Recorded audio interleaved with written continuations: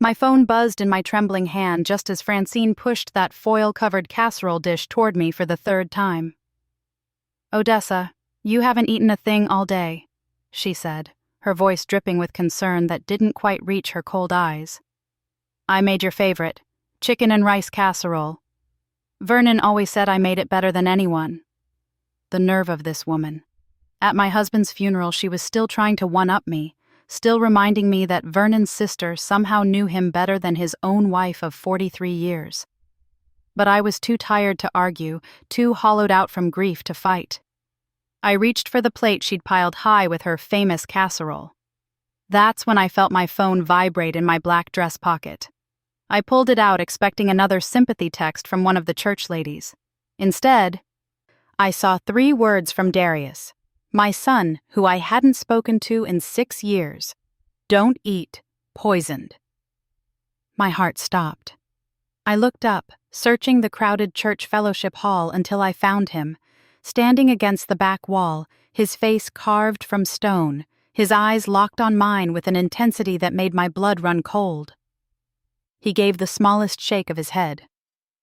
I looked back down at Francine's casserole, steam still rising from it, and then up at her face. She was watching me with an expression I couldn't quite read, but there was something eager in it, something waiting. My hands started shaking so hard I nearly dropped the plate. I started to say, but my voice came out like gravel. "What's wrong, Odessa?" Francine leaned in closer, her perfume overwhelming. "You look like you've seen a ghost." Maybe I had. Maybe that text was Vernon reaching through the veil, trying to protect me one last time from a danger I'd been too blind to see. I gripped the plate tighter, my mind racing. If I refused to eat, would she know that I knew? Would she try something else? But if I ate even one bite? "Actually," I said, forcing my mouth into what I hoped looked like a grateful smile, "this smells wonderful, Francine. Thank you so much for thinking of me." I stood up on legs that felt like water, clutching the plate. I took one step toward the buffet table where other dishes were spread out. Then another step. Francine's eyes followed me like a hawk tracking a mouse. I stumbled, or at least I made it look like a stumble. My ankle turned just right, my balance shifted, and that casserole dish went flying through the air. It crashed to the linoleum floor in an explosion of glass, chicken, rice, and creamy sauce. The fellowship hall went silent. "Oh no!" I gasped, pressing my hand to my chest. "I'm so sorry, Francine. These old knees just aren't what they used to be." I locked eyes with Darius across the room. He gave me the smallest nod, but his jaw was clenched so tight I could see the muscle jumping. Then he turned and walked out of the fellowship hall, disappearing into the parking lot. Before we continue, please drop a comment if you've ever experienced something like this. We'd love to hear your story, and subscribe to the channel to help us grow. Let me tell you how I got here. Standing in my husband's funeral reception, discovering that someone in my own family might have just tried to kill me. My name is Odessa May Holloway, and I'm 72 years old. For most of those years, I believed that family was everything. I believed that blood meant loyalty, that marriage meant partnership, and that if you worked hard and loved harder, everything would turn out all right in the end. I was wrong about so many things. Vernon and I got married in 1982, right after I graduated from nursing school. He was handsome, charming, and ambitious, working his way up at the post office while I worked double shifts at County General Hospital. We had 2 children, Darius in 1984 and Imani in 1987. For a while, we had the kind of life I'd dreamed about as a little girl growing up in South Memphis. A nice house, 2 cars, Sunday dinners after church, Christmas mornings full of laughter. But somewhere along the way, things changed. Vernon changed. It started small, missing money from my purse, credit cards maxed out on purchases I never made, whispered phone calls that stopped the moment I walked into a room. I confronted him once, early on, and he looked at me with such wounded innocence that I felt guilty for even asking. "Dessa," he said, using the nickname only he called me. "You know I would never do anything to hurt this family. You're working too hard. You're stressed. Maybe you should cut back on those extra shifts." So I did. I cut back on the overtime that had been padding our savings account. I stopped questioning. I played the role of the supportive wife, the woman who stood by her man no matter what. The years passed. Darius grew into a smart, serious young man who asked too many questions and saw too much. Imani became her daddy's princess, the daughter who could do no wrong in Vernon's eyes, and Francine, Vernon's younger sister, became a constant presence in our lives, always showing up uninvited, always comparing, always judging. "Vernon deserved better than a woman who's never home," she'd say, not quite under her breath, whenever I had to miss a family function for work. A real wife would prioritize her husband. Never mind that my nursing salary paid the mortgage when Vernon's investments went bad. Never mind that I was the one who kept the lights on, the children fed, the household running. In Francine's eyes, and increasingly in Vernon's eyes, I was the problem. The breaking point came 6 years ago, right after our oldest grandchild Zara was born. Darius had married a wonderful woman named Keisha, and they'd just brought their baby girl home. I went to visit them at their apartment, a modest place, but clean and full of love, and found Darius sitting at the kitchen table with a stack of papers spread out in front of him. "Mama," he said, his voice tight with anger, "we need to talk about Dad." That's when he showed me everything. Bank statements showing that Vernon had been draining our joint accounts for years, credit card bills for luxury items I'd never seen, receipts from hotels in cities we'd never visited together. And worst of all, a lawsuit from a woman claiming Vernon had fathered her child and owed back child support. "How long have you known?" I asked, my voice barely a whisper. "Too long," Darius admitted, shame coloring his face. "Since I was in high school, I suspected something, but I didn't have proof until now. I hired a private investigator, Mama. I had to know the truth." The truth. The truth was that my marriage had been a lie for decades. The truth was that while I worked myself to exhaustion, Vernon had been living a double life. The truth was that the man I'd loved and trusted had stolen my future right out from under me. I confronted Vernon that night. He didn't deny it. Instead, he got angry, angrier than I'd ever seen him. "You want to leave?" he shouted, advancing on me in our bedroom. "Fine, leave, but you won't get a dime. I'll make sure of that, and the children will side with me. Imani already knows what kind of cold, selfish woman you are." "Darius told me everything," I said, standing my ground even though my legs were shaking. Vernon's face twisted into something ugly. "Darius," he spat. "That boy has always been too smart for his own good, always stirring up trouble. Well, he can choose, me or you, but he can't have both." Vernon made good on that threat. He called a family meeting, just him, me, Imani, Darius, and Francine, and he told a story that bore no resemblance to reality. In his version, I was the one who'd been unfaithful. I was the one who'd been stealing money. I was the one who wanted to destroy the family. Imani believed him without question. My baby girl, my sweet daughter, looked at me with such disgust that it physically hurt. "How could you, Mama?" she cried. "After everything Daddy has done for us." Darius stood up for me. He laid out the evidence, showed them the papers, explained what he'd found. But Vernon had spent years positioning himself as the victim, years painting me as the villain. And Francine backed him up on every lie. "I've always known Odessa was trouble," Francine said, her voice full of poisonous satisfaction. Vernon confided in me years ago about her cruel nature. He just didn't want to admit it publicly. The family fractured that night. Darius chose truth, which meant he chose me, and Vernon cut him off completely, refused to speak to him, refused to acknowledge his own grandchild, turned the rest of the family against him. Imani stayed firmly on her father's side, and as the years passed, she got worse. Meaner, more manipulative. She learned from the best. I filed for divorce, but Vernon fought me every step of the way. He hid assets, claimed poverty, dragged things out in court until my lawyer bills were drowning me. After 3 years of legal battles, I gave up. I was too tired, too broken, too financially destroyed to keep fighting. We stayed married on paper, but we lived completely separate lives. He kept the house we'd built together. I moved into a small apartment near Keisha and Darius, working part-time at a clinic and helping take care of Zara and later her little brother Amari. Those were hard years, but they were also healing years.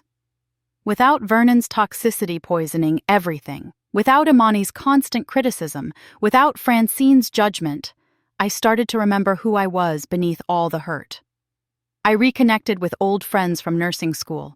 I started attending a new church, Greater Hope Baptist, where nobody knew my story and I could just be Odessa, not Vernon's wife or anyone's mother. Pastor Elaine became someone I could talk to, someone who listened without judgment. The church mothers welcomed me into their circle. Slowly, painfully, I began to rebuild. Then, 3 weeks ago, I got the call. Vernon had collapsed at work. A massive heart attack.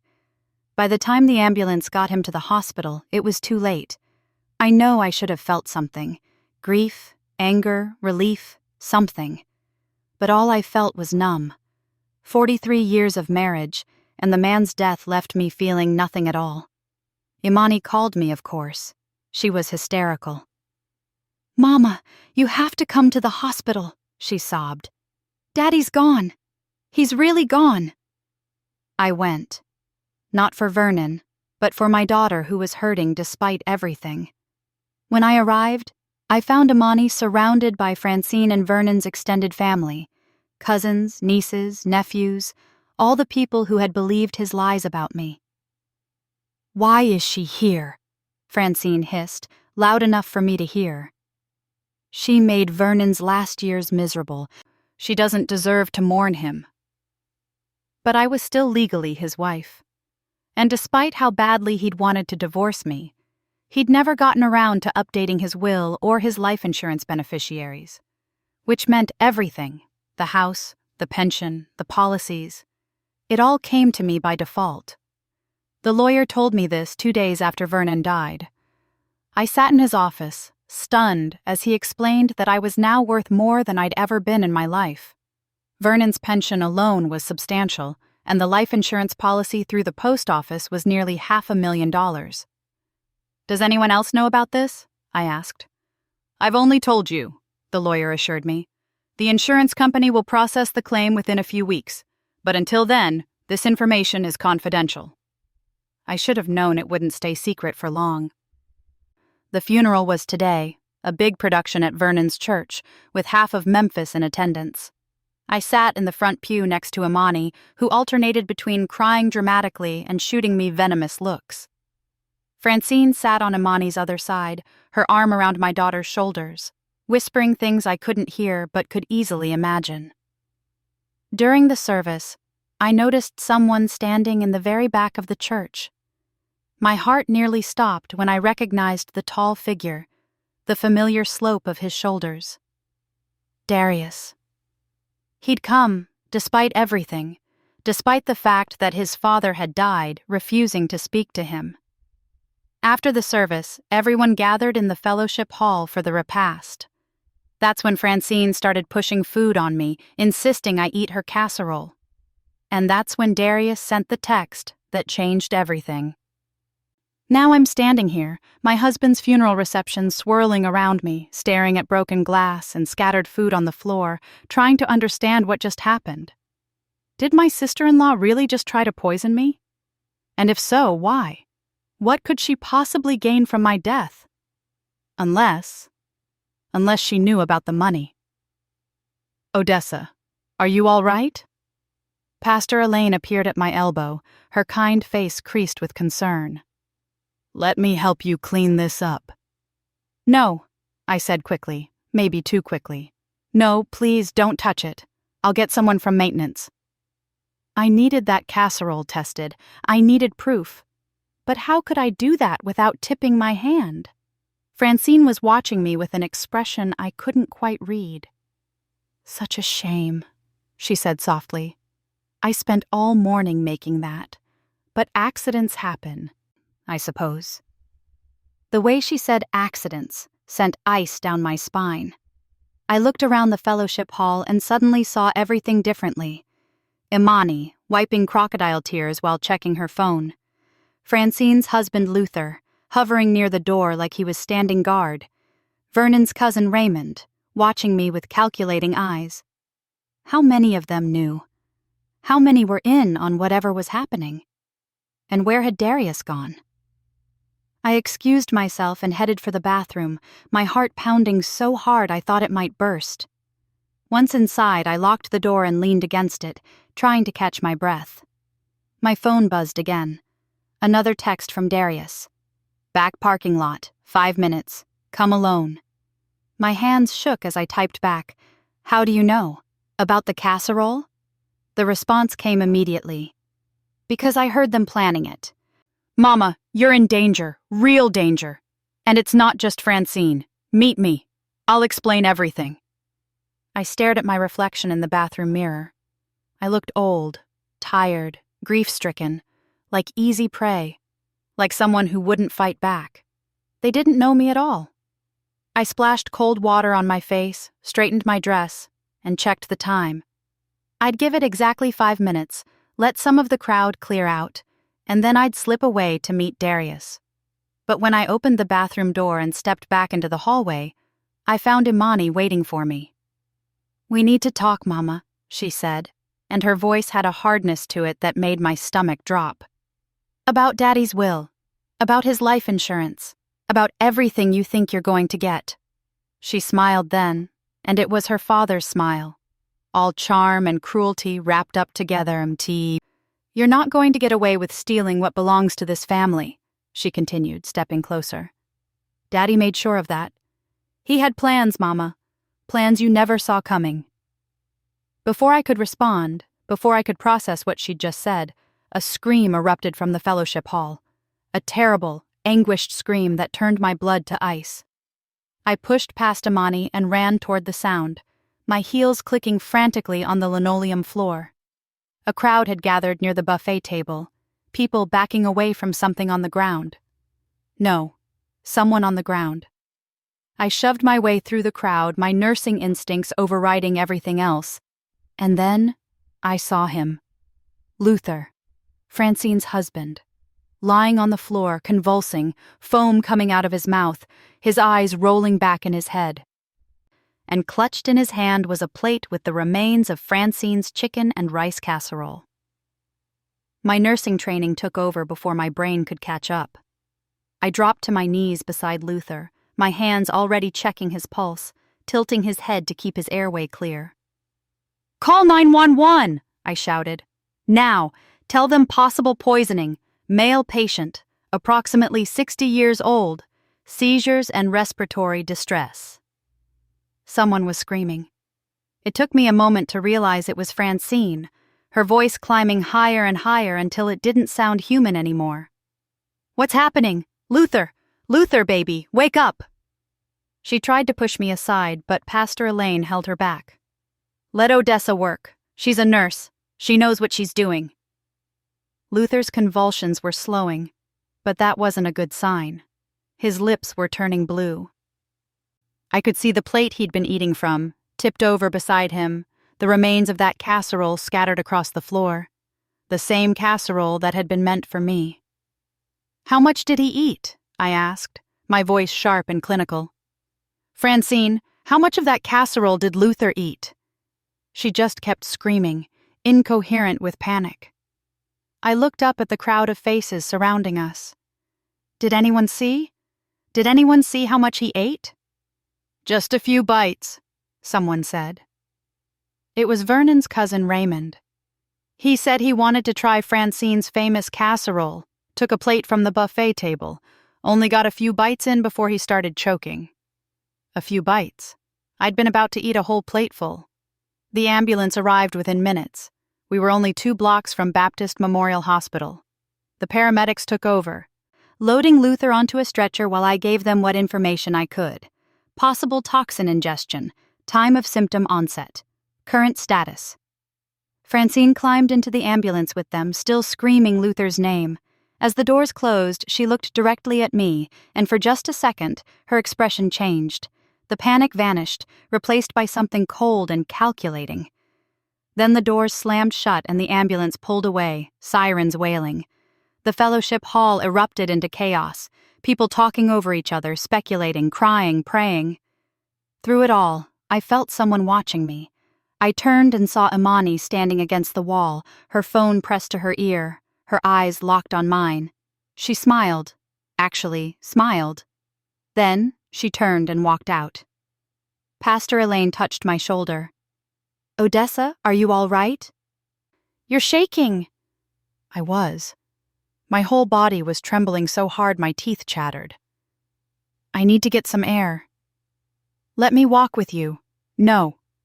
I said it too forcefully, saw her flinch. "I'm sorry, Pastor.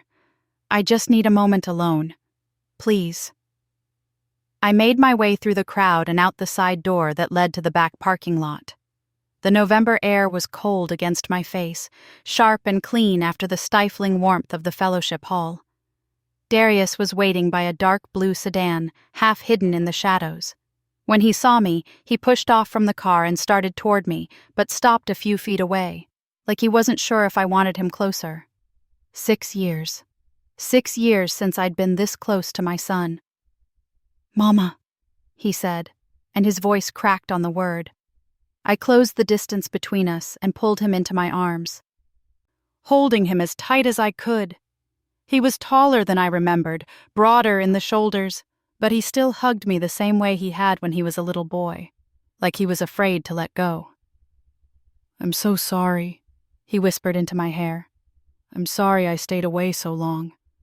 I'm sorry I let him do that to us. I'm sorry." "Hush," I said, pulling back to look at his face. He had tears streaming down his cheeks. "You have nothing to apologize for. You were the only one who told the truth. You were the only one who stood by me." "But I should have done more. I should have protected you better."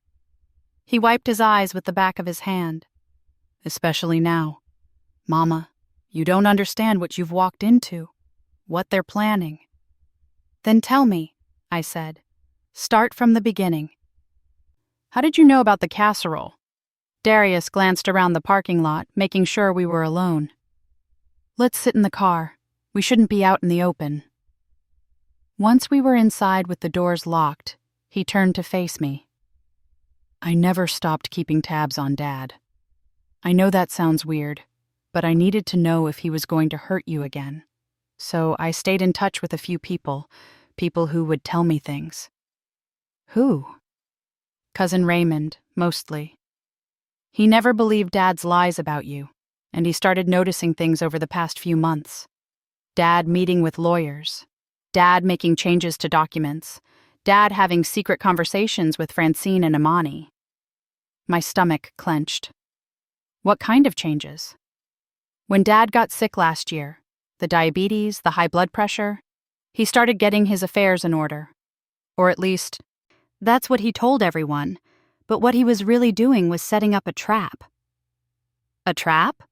Darius pulled out his phone and opened up a folder of photos. "Raymond sent me these.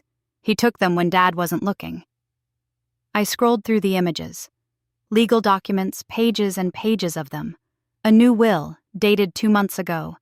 Life insurance beneficiary change forms. Property transfer documents. "I don't understand," I said. "We're still married. Legally, everything should come to me." "That's exactly what they're counting on," Darius said. "Look at the dates on those beneficiary change forms. Dad tried to change everything to name Imani as the primary beneficiary. But he died before the insurance company processed the paperwork. The old beneficiary designation is still in effect, you. So I get the insurance money. $500,000, Darius confirmed. Plus the pension, the house, everything. But here's the thing, Mama. They know you're going to get it.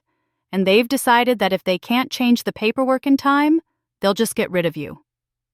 The words hung in the air between us, stark and terrible. "You're saying they want to kill me?"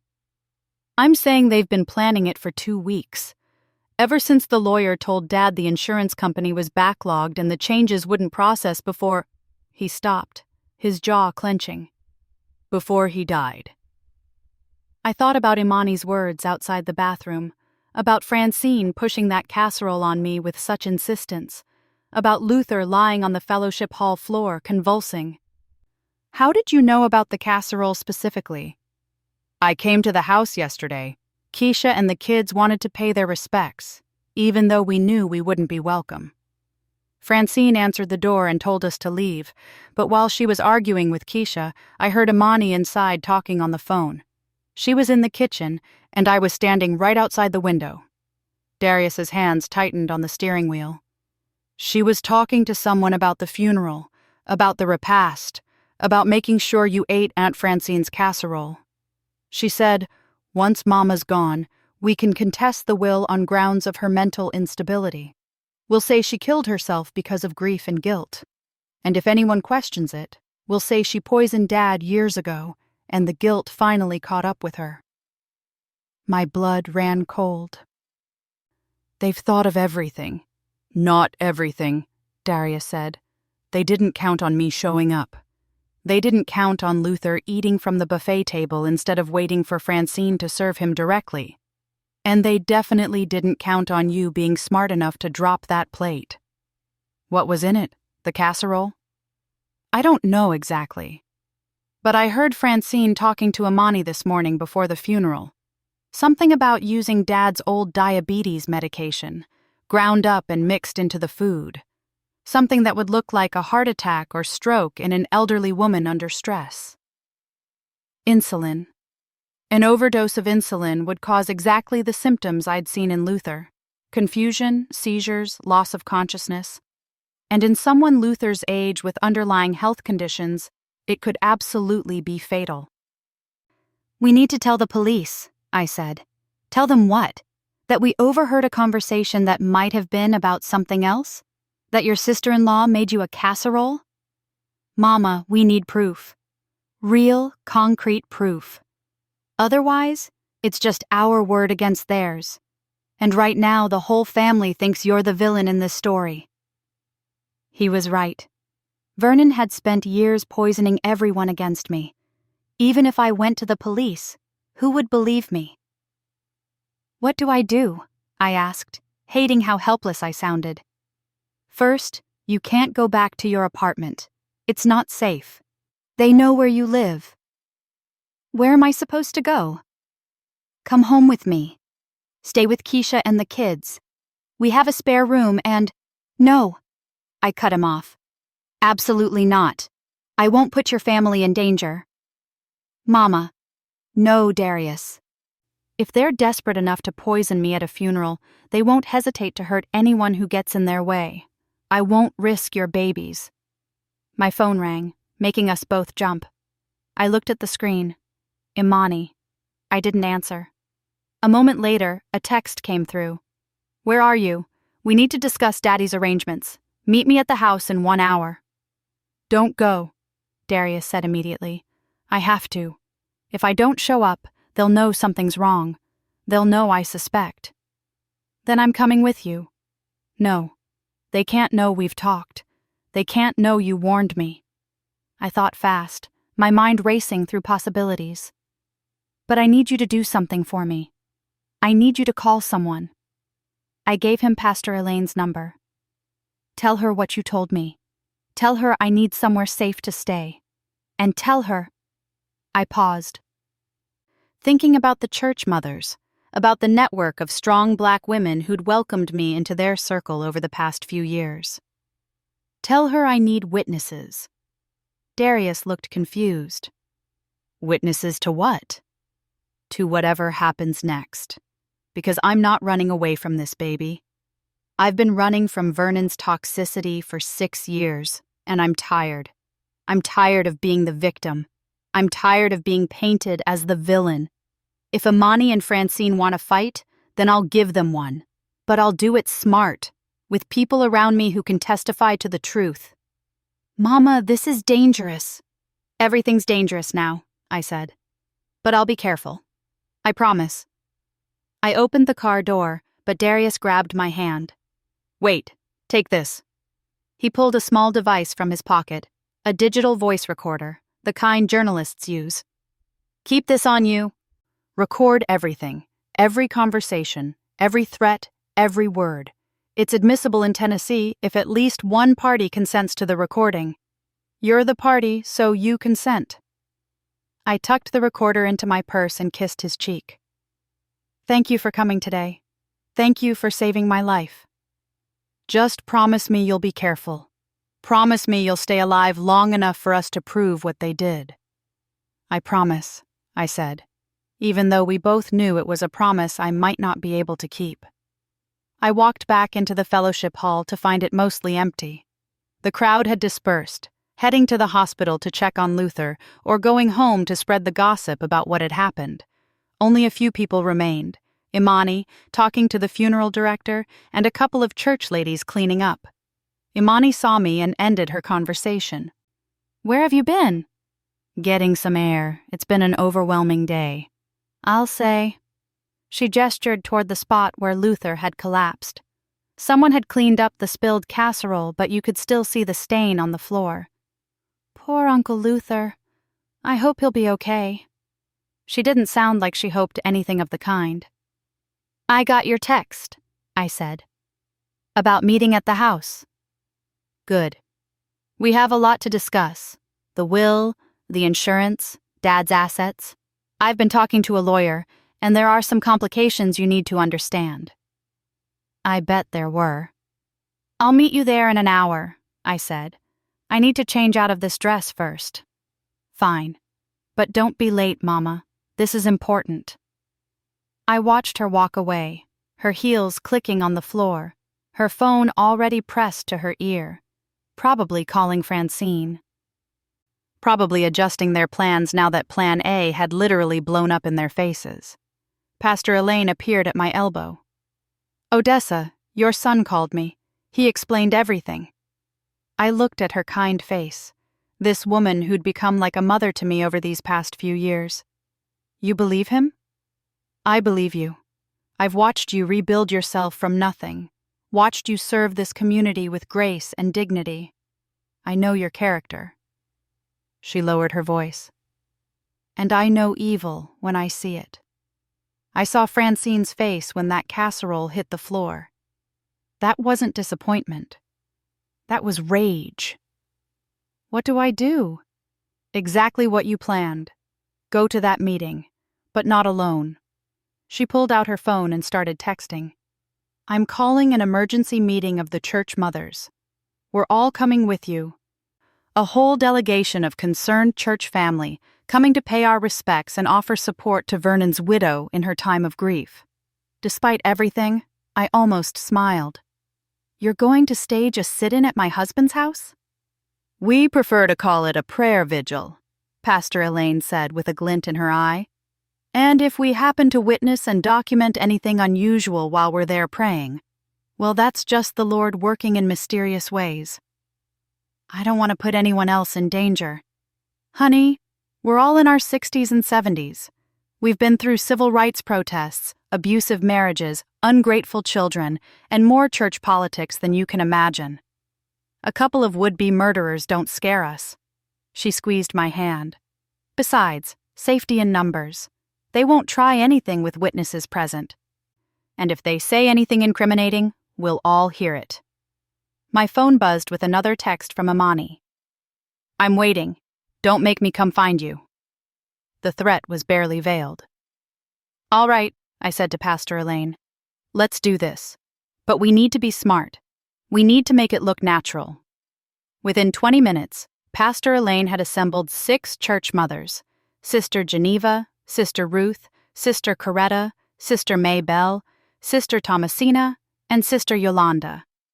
They arrived at Vernon's house just 5 minutes before I did, carrying casseroles and prayer shawls and Bibles, announcing that they'd come to sit with the family and provide comfort. I could see Imani's frustration when I pulled up with an entire entourage. She'd been expecting me alone, vulnerable, easy to manipulate or threaten. Instead, she got 7 determined black women ranging in age from 65 to 78, all of them settling into Vernon's living room like they owned the place.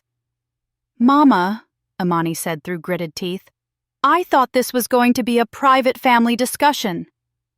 "These women are my family," I said firmly. "They've been more family to me than blood relatives have been in years." Francine emerged from the kitchen, her eyes red from crying. Real or fake, I couldn't tell. "Odessa, I didn't expect to see you here." "This is still my house," I said quietly. "Legally, at least. I have every right to be here." "For now," Francine said, and there was venom in her voice. Sister Geneva stood up, all 5 feet and 2 inches of righteous indignation. "Excuse me, but is there a problem here? We came to support Sister Odessa in her grief, and we're sensing some hostility. This is a house of mourning, is it not?" Francine's mouth opened and closed, but no sound came out. Imani stepped forward. "Of course not. We're all grieving. We're all family. Please sit down. Can I get anyone something to drink?"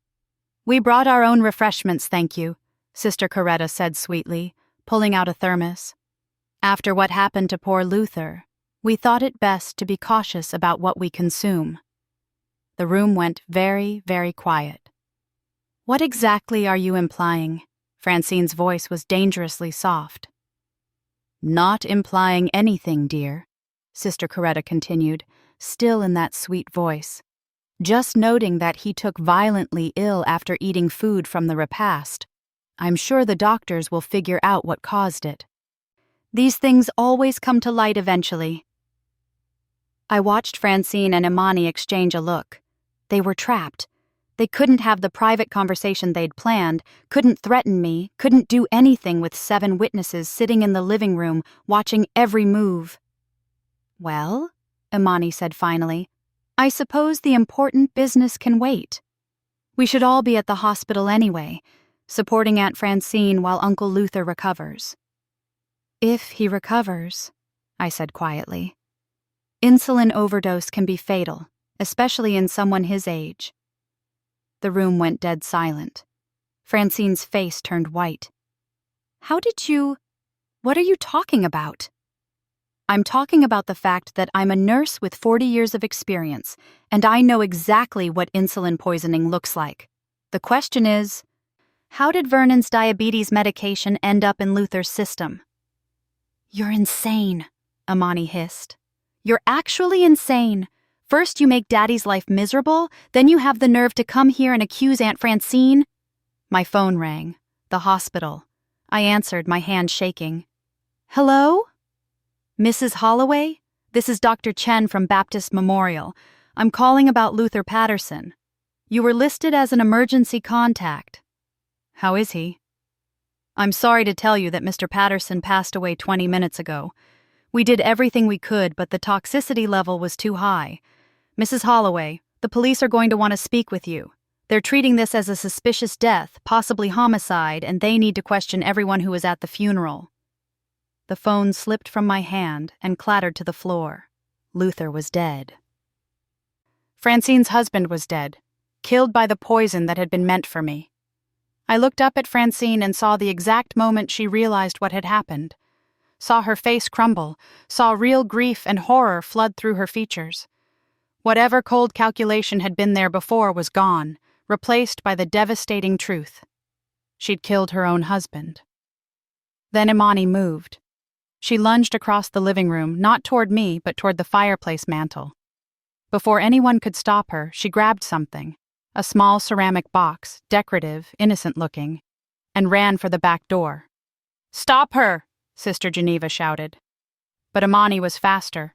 She crashed through the back door and disappeared into the evening darkness. And I knew, with bone-deep certainty, that whatever was in that box was evidence. Evidence of the plot. Evidence of the poison. Evidence that could save my life or condemn me depending on who found it first. The church mothers were already calling 911, their voices overlapping as they reported the death, the fleeing suspect, the possible poisoning. Francine sat down hard on Vernon's favorite chair and started to sob, huge, racking sobs that shook her whole body. "What have I done?" she whispered. "Oh God, what have I done?" I stood there, frozen, listening to sirens approaching in the distance, knowing that my life would never be the same, knowing that the nightmare was just beginning, because somewhere out there in the darkness, my daughter was running with evidence that could destroy us both, and I had no idea what she planned to do with it. The police arrived within minutes, but it felt like hours. I sat on Vernon's couch, the same couch where we'd once watched our children play as babies, and answered Detective Morrison's questions while Francine rocked back and forth in the corner, still sobbing. "Mrs. Holloway, I need you to walk me through everything that happened today," Detective Morrison said. She was a black woman in her 40s, with kind eyes but a no-nonsense demeanor. "Start from the beginning." I reached into my purse and pulled out Darius's voice recorder. "I have everything recorded. Every conversation, every threat, every word." Her eyebrows went up. "You recorded conversations without informing the other parties?" "Tennessee is a one-party consent state," I said. "I consented to recording my own conversations, and it's a good thing I did." I played her the recording of Amani confronting me in the hallway, talking about how I wasn't going to get away with stealing what belongs to this family. I played her Francine pushing the casserole on me at the funeral, the edge of desperation in her voice. And then I told her what Darius had overheard, Imani on the phone, planning my death. "Where is your son now?" Detective Morrison asked. "Probably at home with his family. He gave me the recorder and left before things escalated. He has 2 small children. I didn't want them anywhere near this." Sister Geneva spoke up. "Detective, we can corroborate Mrs. Holloway's story. We all witnessed Francine Patterson's behavior today, and we all saw Imani Holloway flee the scene with evidence when she learned her uncle had died." Detective Morrison turned to Francine, who had stopped sobbing and was now just staring at the floor, her face gray. "Mrs. Braikatimba Patterson, I need you to come down to the station for questioning regarding the death of your husband, Luther Patterson. You have the right to remain silent." "I'll tell you everything," Francine said, her voice hollow. "I'll tell you everything, but please, you have to understand. I never meant for Luther to die. I never meant for any of this to happen." Over the next hour, sitting in Vernon's living room while police officers searched the house and photographed evidence, Francine confessed to everything. It started 6 months ago, when Vernon got diagnosed with congestive heart failure. He knew he was dying, and he was terrified that I would get everything after he was gone. So he called a family meeting, just him, Imani, and Francine, and told them they needed to come up with a plan. "Vernon said Odessa had stolen the best years of his life," Francine said, her voice monotone now, empty of everything but guilt.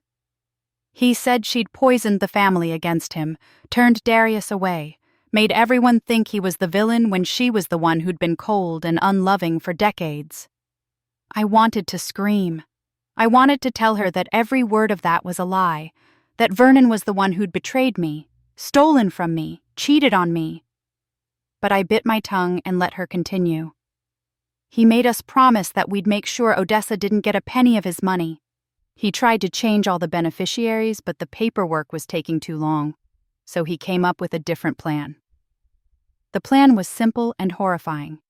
After Vernon died, they would arrange an accident for me.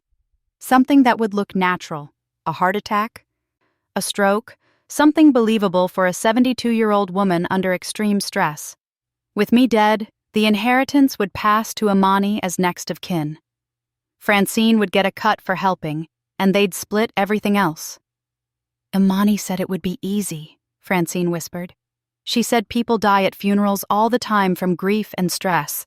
She said no one would question it, and God help me, I believed her." "Where did you get the insulin?" Detective Morrison asked. Vernon's medication. He had bottles of it from when he was still managing his diabetes. Imani looked up the dosage online, figured out how much would be enough to cause a fatal overdose in someone Odessa's size. We ground it up and mixed it into the casserole that morning. Sister Ruth made a sound of disgust. You used your cooking, your gift, as a weapon. Francine flinched like she'd been slapped. I know what I've done, but Luther wasn't supposed to eat it. I made that casserole specifically for Odessa. I was going to serve it to her directly, make sure she ate enough of it. But Luther saw it on the buffet table and helped himself. He thought... Her voice broke. He thought he was supporting me by eating my food. He died because he loved me. The room fell silent except for Francine's quiet weeping. A young officer entered and spoke to Detective Morrison in a low voice. She nodded and turned to me. Mrs. Holloway, we've located your daughter. She's being brought in for questioning now. She was found at the Greyhound bus station trying to buy a ticket to Houston. Did she still have the box? I asked. Yes, ma'am. We confiscated it as evidence. It contained... Detective Morrison paused, consulting her notes. Several vials of insulin, handwritten notes detailing the plan, text messages between Imani Holloway and Francine Patterson discussing timing and dosage, and a draft of a fake suicide note supposedly written by you. My blood ran cold. A suicide note? They were going to make your death look self-inflicted. The note claims you were consumed with guilt over allegedly abusing your husband and wanted to end your suffering. Detective Morrison's expression hardened. These women were planning to murder you and destroy your reputation in one stroke. Sister Thomasina stood up, her voice ringing with righteous anger. That is the devil's work. Pure evil. They're going to face justice, Detective Morrison assured her. Mrs. Patterson, you're under arrest for conspiracy to commit murder and involuntary manslaughter in the death of Luther Patterson. You'll be transported to booking after we finish processing the scene. As officers led Francine away in handcuffs, she looked at me one last time. I'm sorry, Odessa. I'm so sorry. Vernon made me believe. He made me think you were the enemy. But you never did anything except love that man and work yourself to the bone for this family. I didn't respond. What could I say to a woman who'd tried to kill me, who'd killed her own husband instead? Sorry wasn't enough. Nothing would ever be enough. After Francine was gone, Detective Morrison sat down beside me. Mrs. Holloway, I want you to know that you're not in any danger now. We have both suspects in custody. We have physical evidence. And we have multiple witnesses to their behavior and statements. The DA is going to prosecute this to the fullest extent of the law. What will happen to them? Imani is looking at conspiracy to commit murder, attempted murder, and fleeing from law enforcement. With the evidence we have, she's looking at 25 years to life.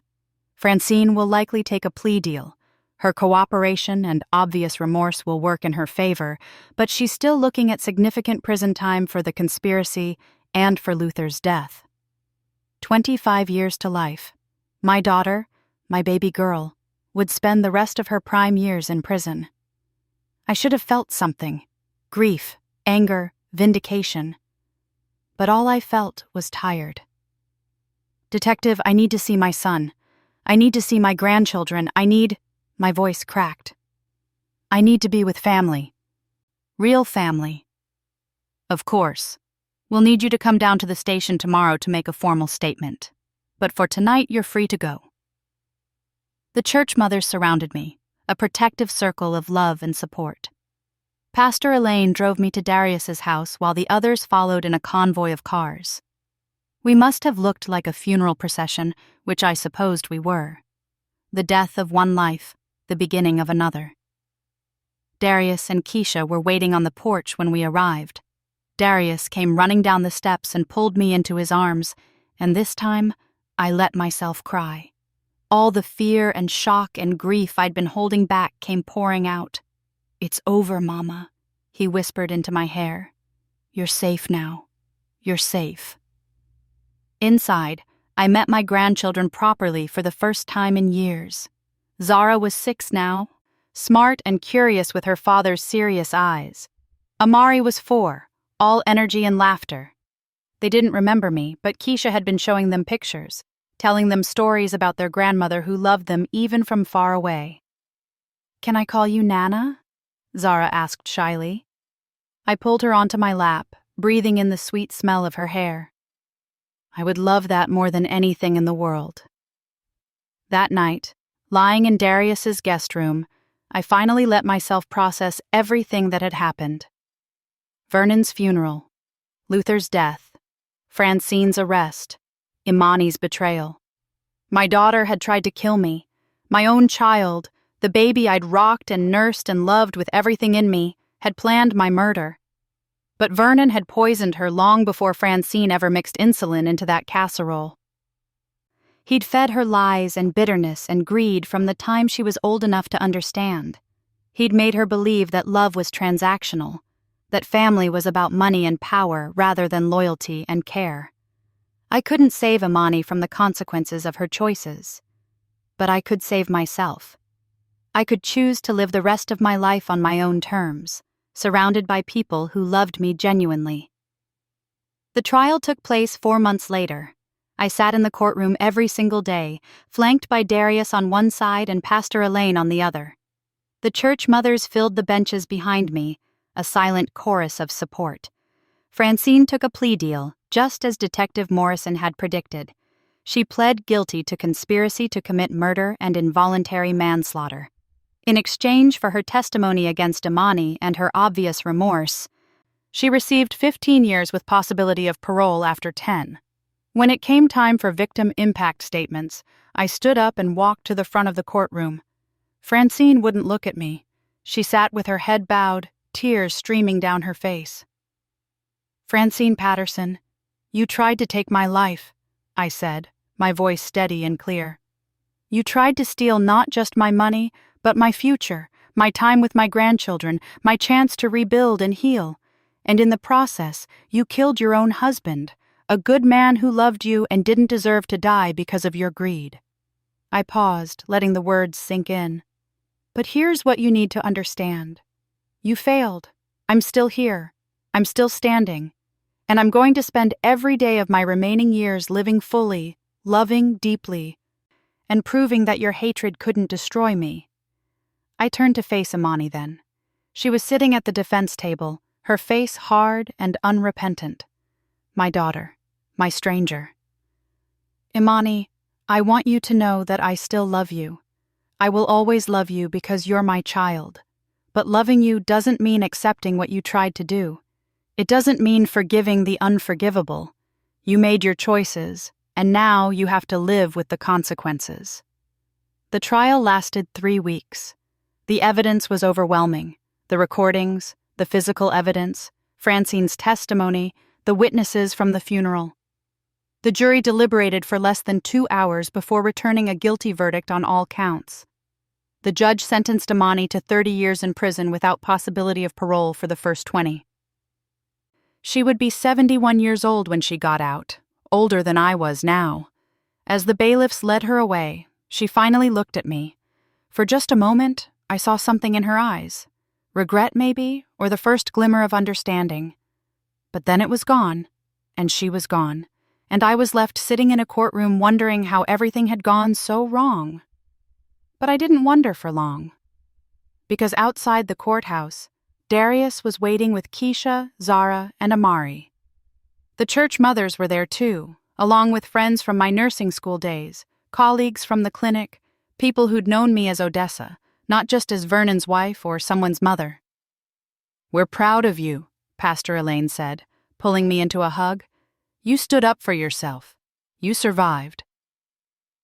The insurance money came through 2 weeks after the trial ended.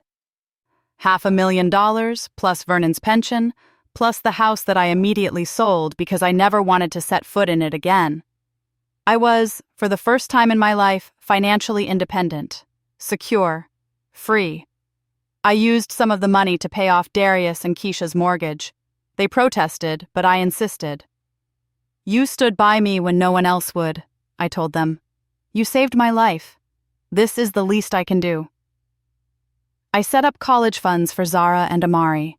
I donated a significant sum to Greater Hope Baptist Church in Luther's name. He'd been an innocent victim in all of this, and his family deserved something to remember him by. And then I did something I'd been dreaming about for years. I went back to school. At 73 years old, I enrolled in a counseling certification program. I wanted to help other women who'd been through what I'd been through. Women trapped in toxic marriages, women being financially abused, women who'd lost themselves trying to please people who would never be pleased. The first day of class, I sat in a room full of people half my age and felt more alive than I had in decades. "Why counseling?" my professor asked during introductions. "What draws you to this field?" "Because I spent 43 years in a marriage that nearly destroyed me," I said. "And I want to help other women find their way out before it's too late. I want them to know that it's never too late to reclaim your life, your dignity, your peace." The class applauded, and I felt something shift inside me. This was my purpose. This was what I'd survived for. Now, 2 years later, I'm 75 years old, and I'm finishing my certification. I volunteer at a women's shelter downtown, offering counseling to survivors of domestic abuse. I babysit my grandchildren every Tuesday and Thursday. I attend Greater Hope Baptist Church every Sunday, sitting with the church mothers who saved my life. I think about Imani sometimes. I've written her letters in prison, though she's never responded. I tell her about her niece and nephew, about the life she's missing. I tell her that I forgive her, even though I'm not sure that's entirely true yet. Forgiveness is a process, and I'm still working through it. Francine writes to me occasionally. Her letters are full of apologies and regrets, Bible verses and pleas for understanding. I read them, but I don't respond. Some wounds are too deep for letters to heal. But mostly, I think about the future, about the woman I'm becoming in my 70s, stronger, wiser, freer than I ever was in my youth. About my grandchildren and the lessons I can teach them about resilience and self-worth. About the women I'm helping find their voices and their strength. Vernon tried to break me. Francine tried to kill me. Imani tried to destroy me. But I'm still here, still standing, still fighting, still loving, still living. And that, more than any revenge or justice or money, is the greatest victory of all. Last Sunday, after church service, little Zara came up to me with a drawing she'd made. It showed two figures, a tall woman and a small girl, holding hands under a rainbow. "That's you and me, Nana," she said, beaming with pride. "Because you're my hero. You're the strongest person I know." I hugged her tight. This beautiful child who would grow up knowing that women don't have to accept cruelty, that strength comes in many forms, that family is about love and loyalty, not blood and obligation. "You're my hero too, baby girl," I whispered into her hair. "You and your brother and your parents. You all saved me just as much as I saved myself." That night, sitting on Darius's back porch with a cup of tea, watching the sun set over Memphis, I finally felt something I hadn't felt in longer than I could remember. Peace. Not the absence of struggle. I still had hard days, still had nightmares about that casserole and Luther's convulsions and Imani's cold eyes, but peace despite the struggle. Peace because I'd survived. Peace because I'd chosen to live rather than merely exist. My phone buzzed with a text from Sister Geneva. "Counseling session tomorrow at the shelter. Don't forget. You're making such a difference in these women's lives." I smiled and typed back, "I'll be there. Wouldn't miss it for the world." Because that's what I'd learned through all of this, that surviving isn't enough. You have to take the pain and the trauma and the hard-won wisdom and turn it into something that helps others. You have to transform your wounds into weapons against injustice, your scars into stories of hope. Vernon spent 43 years trying to diminish me, control me, break me down into something small and manageable. But I was never small. I was never manageable. I was never less than. I was always enough. I was always strong. I was always worthy of love and respect and peace. It just took me 72 years and a poisoned casserole to finally figure that out. And now that I know, now that I've reclaimed my life and my power and my future, nobody, and I mean nobody, will ever take it from me again. That's all for today's story. If this touched your heart, please subscribe and share your own experiences below. We're all in this together.